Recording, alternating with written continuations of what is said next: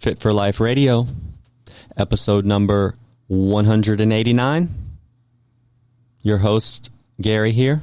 Will here. And in today's episode, we're going to be discussing how you can work on preventing dementia, what you can do now to prevent dementia. Yeah, because it doesn't just happen randomly later. It all starts now. And in our PN Research Insider, they do a deep dive into this, so we're going to be reviewing some of that, kind of sharing some basics on it, and ultimately just one of the main takeaways,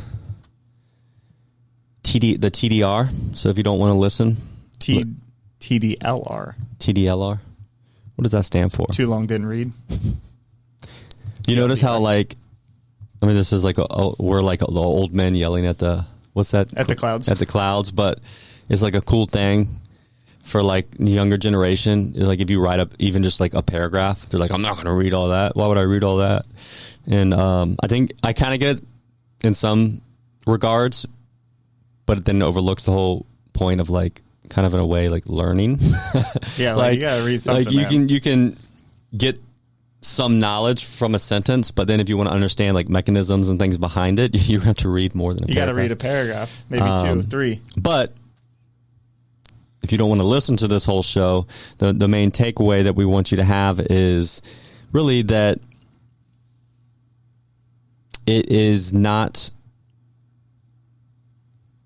something that you just have to think like I'm just doomed and it's just happened to me. There is active things you can do to prevent dementia, and to basically be proactive, take proactive steps towards dementia prevention.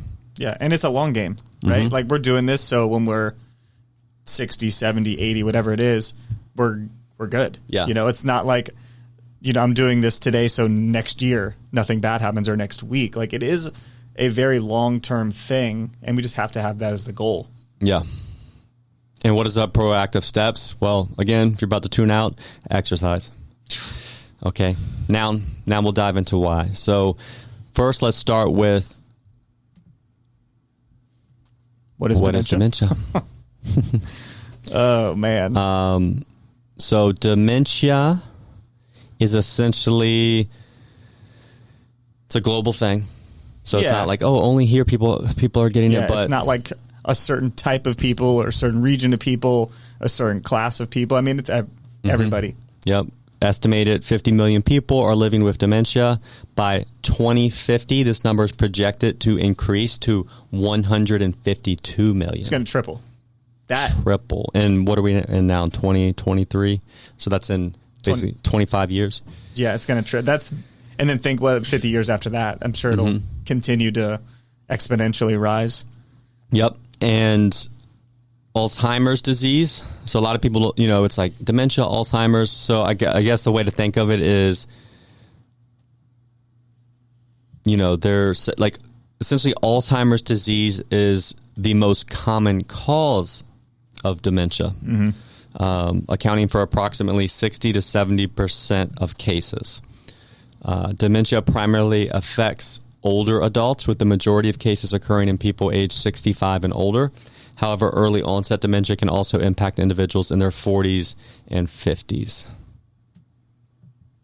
And it's characterized by a decline in cognitive function that interferes with the person's ability to perform everyday tasks. Common symptoms include memory loss, impaired judgment, disorientation, and difficulty with language. And some personality changes, too, can be a big part of it. Mood swings. So I think that's one thing, too. A lot of times people, like, if you're just a little forgetful, you know, like, here's the thing. As we age, our brain kind of does shrink. Yeah, like it does. It's not going to work peak performance for your whole life. You're not going to be as sharp when you're 70 as when you're 25, 30. Just like you're not same physically. Like people, you kind of have to accept aging. Yeah, like it does happen. But a line in the sand for sure. Dementia is when like you just lose the ability to perform the everyday tasks. Like that's the thing that really separates it and makes it be so impactful. Because then someone obviously has to take care of you if you can't wipe your booty. Yeah, and then you start to lose all your basic function and stuff, and it's sad if you've ever seen it, you know? Yep. So obviously something people, I mean, if you ask me, like, that's like it's like one of the scariest things that can happen, right? It is. You just can't function mentally, which is funny because, you start when you're young, like, let me exercise and do all this and physical. And we know our, physical nature is going to decline. Right. And it's a little more accepted that you're not going to, be an example of peak fitness when you're 60, compared to like a 25-year-old. But we know we would love to have all our form and function, right? When we talk about that on podcasts a lot. Same thing with our brain. We know maybe we're not going to be as good at Jeopardy, right? But to just have our basic form and function, that should be what we're striving for. And when we dive into some of the study and stuff, you'll see it's our mental state is very similar to the physical state in that we kind of build and reach our peak at a young age, like in our 20s.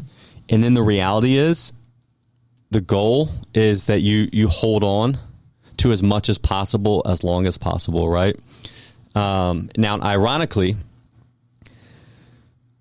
emerging research suggests as they learn more and more, and a lot of times the prevalent thought was like brain games, and doing a bunch of that stuff. I remember when that was like the big thing. Yeah. Which, not that they're bad. Yeah, they're definitely not going to hurt, but they're seeing more and more that they probably don't have they're not going to prevent dementia. They're not going to steer the ship in a different direction. Especially compared to what seems to be the biggest factor, which is exercise, right? Boom, baby. And again, it comes like, on a broader scale, like we talk about, so much of this stuff's environmental. We've created an environment where you don't have to leave your house to make a living, to get food, to do nothing. We have conveniently wiped out the need to move, right? And hey, guess what? We see tons of negative consequences to that, right? And that's something that we always did. Now,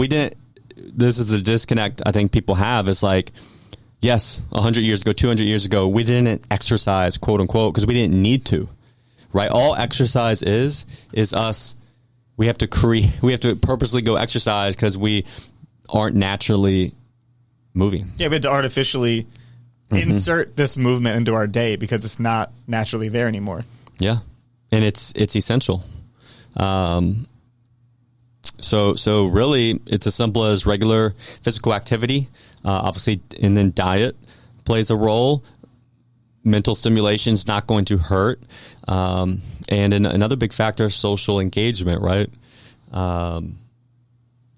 These are the factors. They're all lifestyle based, right? There's no quick fix. No. Right? There's no gummy bear. There's no vitamin. Dementia pill to take. That's just going to make everything go away and be better. Yeah. So now we laid that foundation. If you know me, you know I'm always on the run, up early and home late, so having a 3-hour morning routine isn't really in the cards for me. What is in the cards is AG1. It's a fast way to get vitamins and minerals I need to perform. I first gave AG1 a try because I wanted a single solution that helps support my entire body by filling in nutrient gaps and simplifying my morning routine.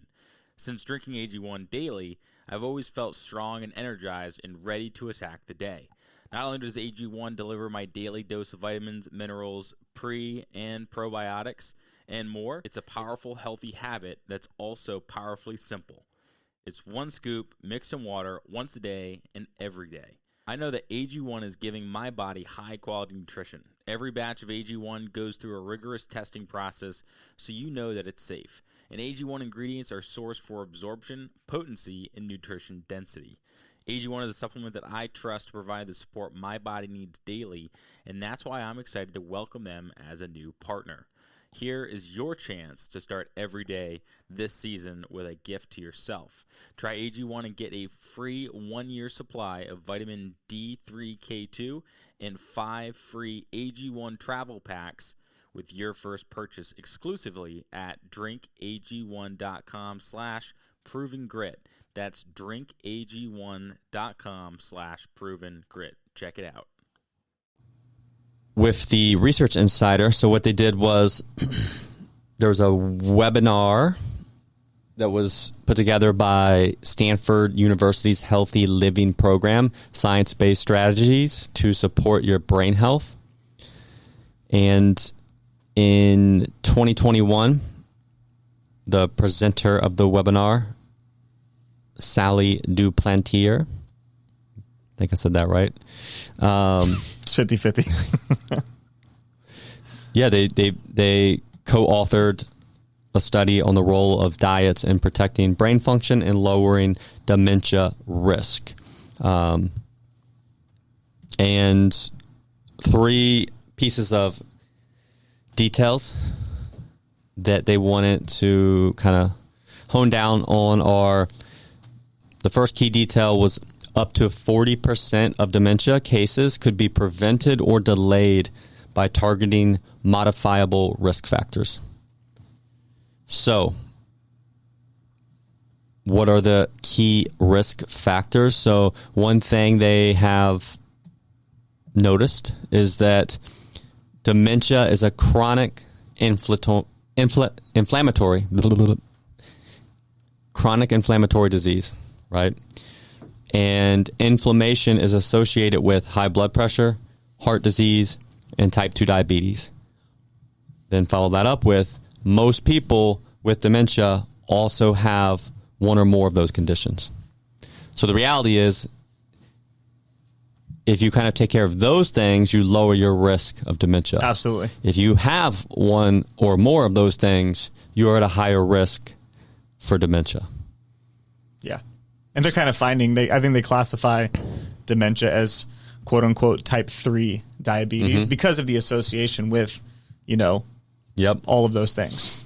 Yeah. And that's exactly what they say. It's sometimes referred to as type 3 diabetes.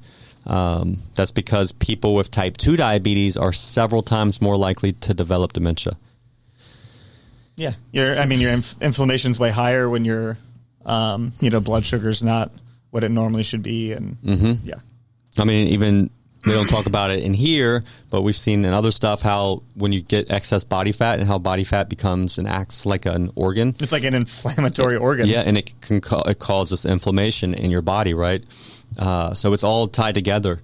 And obviously we're going to champion it because we're big believers in exercise and healthy eating, but you start to see where these lifestyle things have downstream effects on a lot of chronic health and a lot of things that seem, on the surface just seemingly random, right? Like, oh, I lived a fine lifestyle and, this person got dementia and, they didn't do anything, wrong or whatever you want to think. But, if we're not doing these things, if you have high blood pressure or type 2 diabetes and aren't actively working to manage that, then it just has big consequences later, or could have big consequences later. Yep. And now, so one big factor, lifestyle factor, is food, right? And they know, okay,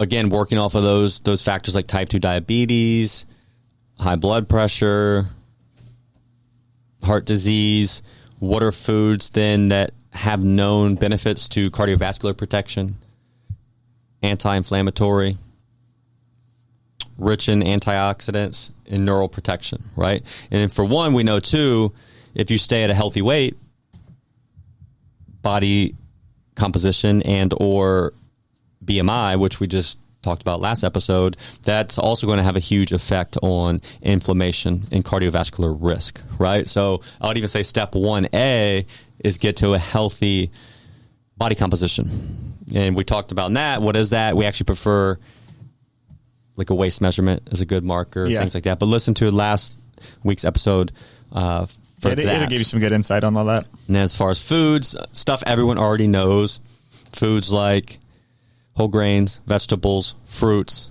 beans, they all have cardiovascular protection, anti-inflammatory, rich in antioxidants. Who knew? I knew. Who knew? Right? I don't see, Mike and Ike's on there. Well, Yeah. So food is simple, right? Like, we already know. Everyone knows. Like, we never have to. Just eat whole foods. Where people get hung up is they get hung up on like extreme diet and thinking they need to ironically, a lot of people would eliminate some of these foods because they've maybe seen something. Oh, these are bad. I shouldn't eat this. Like, man. It isn't funny how people will be like, I'm not going to eat fruit because, because keto said not to, right? And they'll avoid fruit, but then they'll go and eventually eat like keto cookies. Yeah. Which is just a highly processed food. I'm all for a cookie, but that can't be your like dietary staple, right? No. If you're eating more refined foods, oils and sugars and stuff like that, it's going to push out the amount of room you have for more nutrient dense foods. That's what people have to realize. It's just like if you don't make unlimited money, that means you have to budget, right? You only have but so much money you can spend. Think of calories as the same way.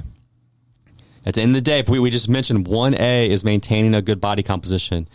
The key to maintaining a good body composition is you got to control your diet, right? So if there's a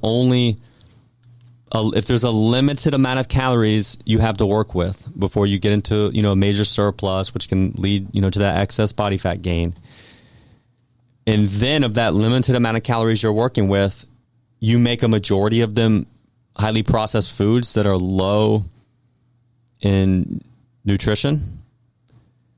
You're not leaving. You're then, if you then get enough nutritious food, you're going to have too many total calories, and it can still lead to problems, right? So that's why the base of your diet has to be more unprocessed, highly nutrient-dense foods to give yourself a chance of getting enough nutrition and not going over in your calories. And it's simple, right? Like we said, lean proteins, whole grains, fruits, veggies, beans. Like if you stick to that, you're going to be you're going to be pretty good. Yeah. If that's, the majority of your diet, like you're doing fine. Yeah. And then another big factor is exercise, right? How does exercise benefit dementia prevention? Well, like we said, we know if you can avoid high blood pressure, avoid cardiovascular risk, that's going to give you lower odds of dementia. And guess what? Exercise helps regulate those things, right? Another big factor, I think, too, we see this at the gym, especially as we age, there's less opportunities for social engagement. It's not the 80s Cheers. Was that the 80s? Remember that show Cheers? It might have been the 70s, man, but I don't know. 70s. But anyways, I don't know though. So if you're, don't get offended. Most people now, they're not going to, like your maybe social engagement was, I go to this bar every day, right? Like most people know, that's probably not the best idea, right? So, but also it's so easy nowadays to just stay inside, stay at home all the time, right? So a gym, especially something like a group training gym, like Coastal Strength and Fitness, now you're around other people and you get this built-in social engagement, which has some benefits to preventing cognitive decline. Yes. Right? So, group classes, team sports, basically look for those opportunities for social engagement, and that is a benefit of exercise to help with cognitive health. Another benefit of exercise is going to be stress reduction. So that's another big factor. Absolutely. Again, we talk about this a lot. It's about the right balance of intensity. Just get the right volume, dosage, baby. Because too much exercise can actually do the opposite. Too much exercise, too intense. But if you're training smart, you're going to get some stress reduction from exercise. So right there, two benefits that most people don't think of directly associated with exercise: stress reduction and social engagement. And then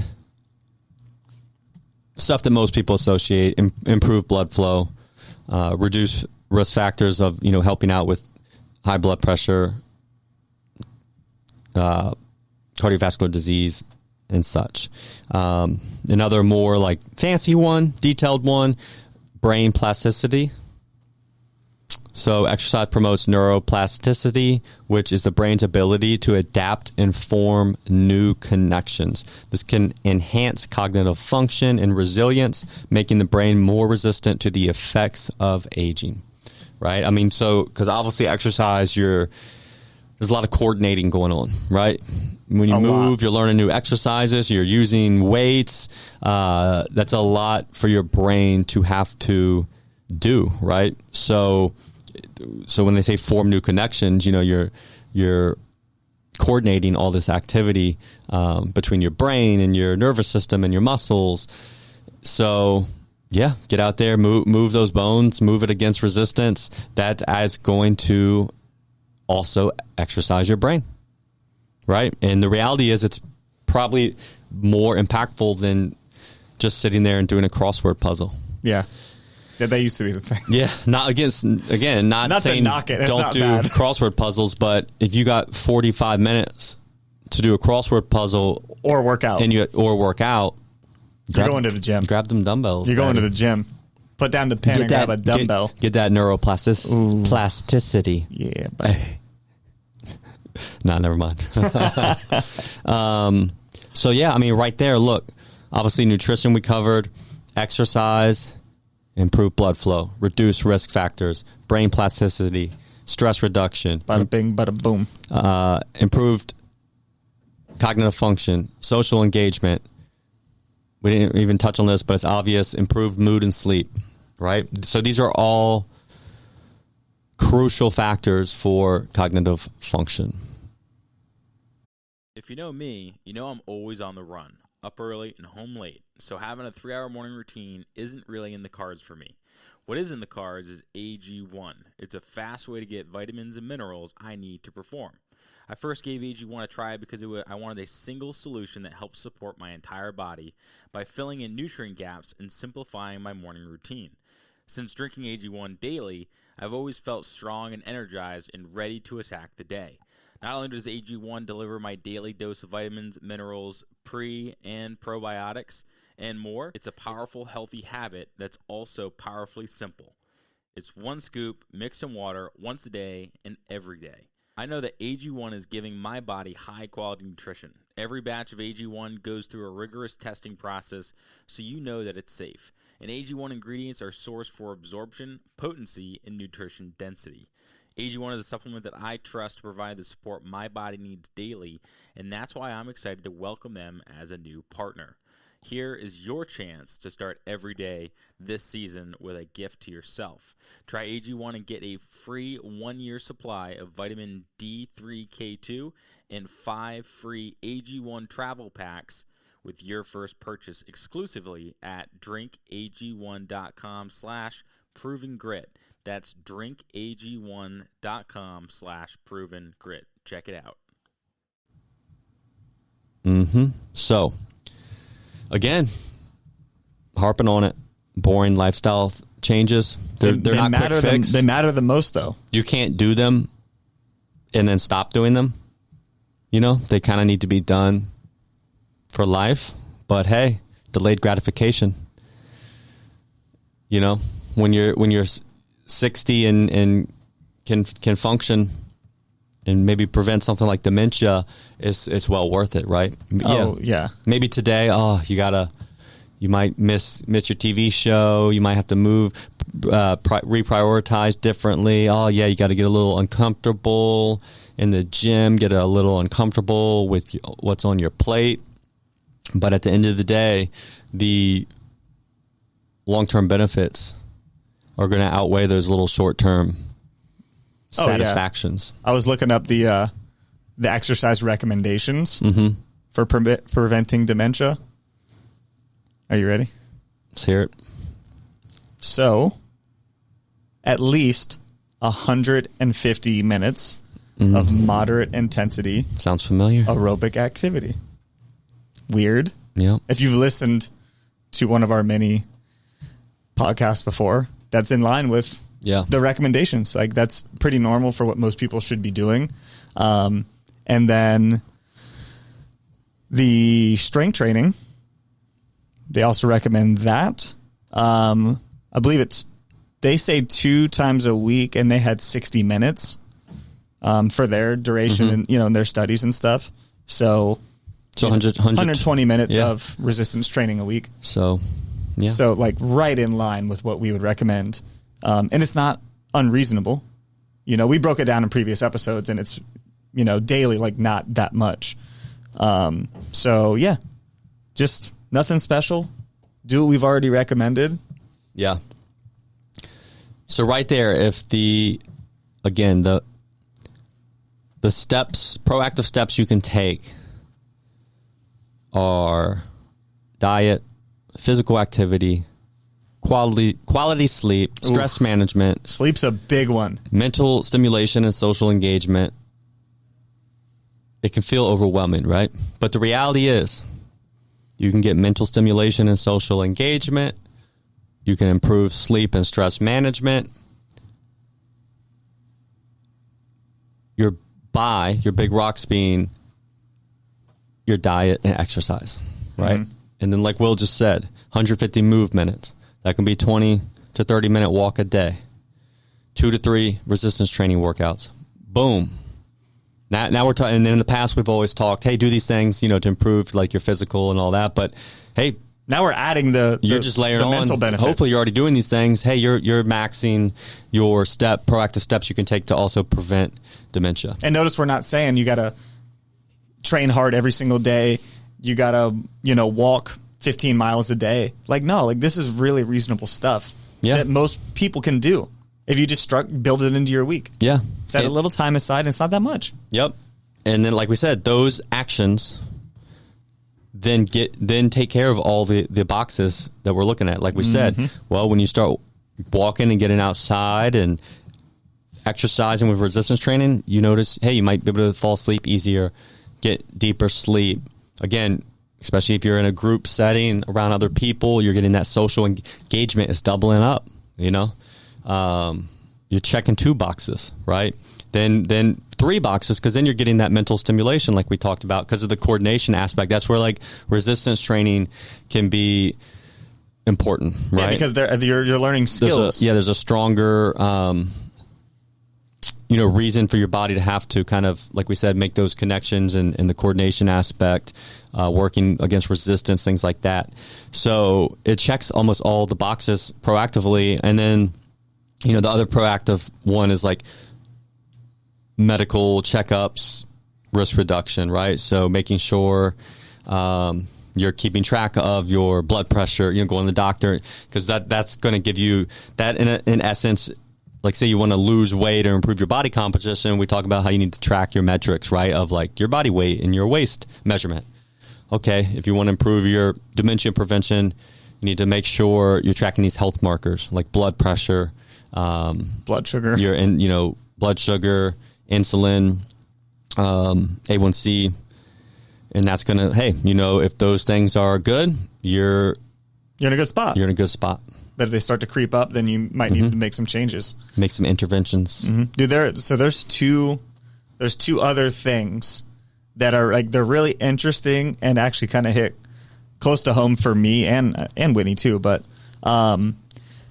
if you have poor hearing, it's like you have a way higher risk of dementia if you don't use a hearing aid. So what's interesting in this little research review? One of the things, they had another one that wasn't specifically on dementia. Let me pull it up. It was on the secrets of super agers. So people who, get into their 90s and they're just like brains and bodies are just resistant to deterioration. And Yeah, maybe we're going to do this one separately, but it's cool to touch on. But anyways, one of the strongest correlations they had, let me find it so I can say it right, was, well, physical activity was a big factor, exercise, and then the other one, and they also mentioned like puzzles are not as important as once thought. Mm-hmm. Here we go. So there was a very strong connection to people who had a background in music and or listen and play music. Yeah. And then you're saying that there's a higher risk for people who have poor hearing. Mm-hmm. So I wonder if it's because if you have poor hearing, you're like less likely to be engaged. So that's they said part of it is probably social isolation, but there's also like more to it in that, like, they don't really know why, but there's a very strong correlation with when people get hearing aids, their risk goes down significantly.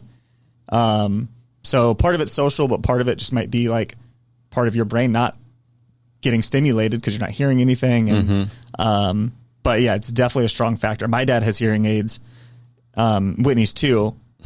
And in my family, like there's, people with dementia. So it's super important for us to make sure that that's taken care of. So what, is there any, like, if you have a higher risk for losing your hearing, I mean, what is there any factors they know straight off the bat that affect hearing? Like if you listen to punk rock on a 10 out of 10 volume in your car. Yeah, I mean, you're gonna. Yeah, I mean, if you're like cranking music, or if you're a musician that's around it all the time, like you'll probably lose your hearing way quicker than anybody else. Yeah. So, and then there's another one. This one. What if they find out that it's connected to certain music types, artists? Damn. Just put the weight of the world. What if they told you could improve your hearing, but you had to listen to the Macarena daily? I would do it. I would do the Macarena daily up into my 90s. Hey, throw it on repeat while you work out. Yeah, bro. I'm going to do it one day this week when I'm working out and see how I feel. But there's another one. This one, it's still like we're not sure exactly, but people that have gum disease are way more likely to have dementia as well. Yeah, that's the one that scares me the most. So like a reminder for me, because I'm terrible about it, but like you should floss daily. And like the implications though are pretty big for your brain. And they don't know, is it that people that maybe take not so good care of their mouth, like that causes dementia, or people with dementia have a higher prevalence of this bacteria in their mouth, or whatever it may be. Yeah. But it's definitely a thing. That's a scary thing too, because I've always, ever since I was a kid, like my gums bleed easily, and I develop tartar really easy. And before, so when I was a kid, so 30 years ago, they'd just be like, if you had tartar, they're like, you need to brush your teeth more. I'd be like, I do. And they'd be like, nah, yeah, but do it more. You're lying. That was kind of like the gist of it. But now they know that some people produce different like bacteria in their saliva more. And it's crazy because in reality, so it can actually be, it's a double-edged sword. So like the saliva that like makes you produce a lot of tartar, it actually protects you from something, I forget exactly, but then also it can also cause issues, right? And you just may need more like deep cleanings or whatnot. But yeah, it's crazy because I can floss daily, brush super intent, like with purpose, very well, and still develop to where when I go to the dentist in 6 months.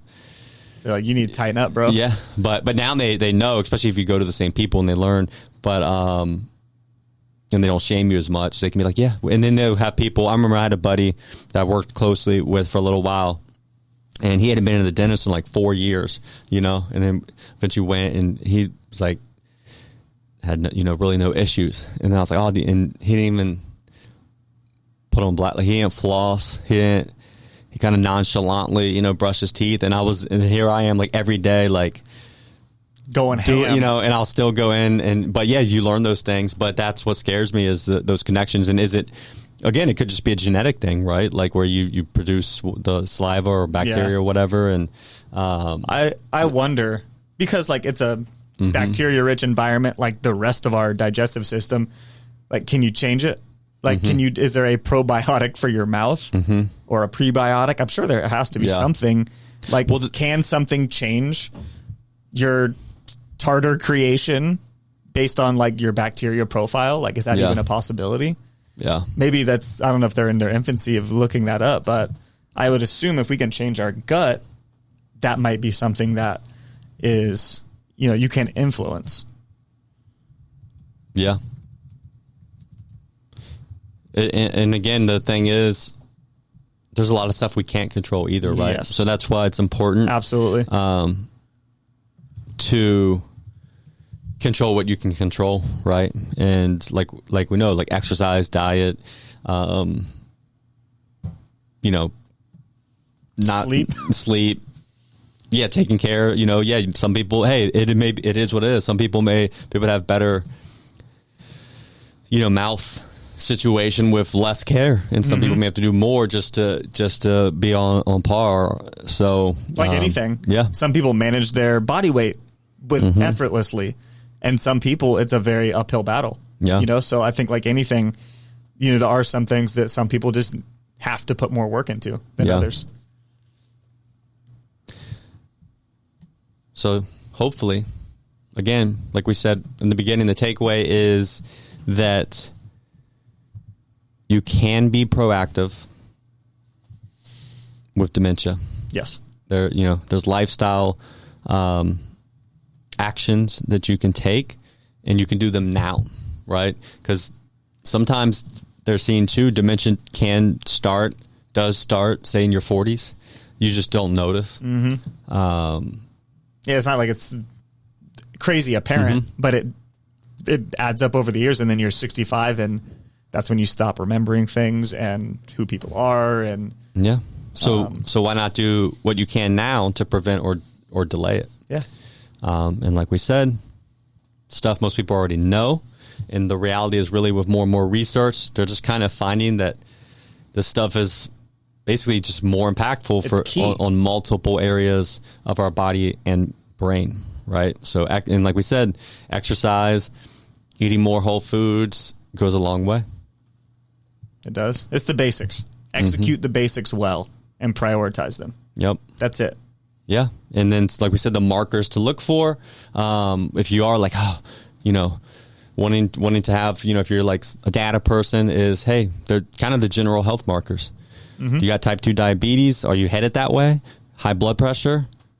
Other cardiovascular risks? Well, those metrics, your doctors tell you to look at them for a reason, right? And not because they just lead to heart disease, but because they lead to so many other things. They also seem to be high indicators for brain diseases. So get that body composition right. Get in check. Get that movement right. Get that sleep right. Get that fork right. Get that floss right. Get that floss right. Yeah.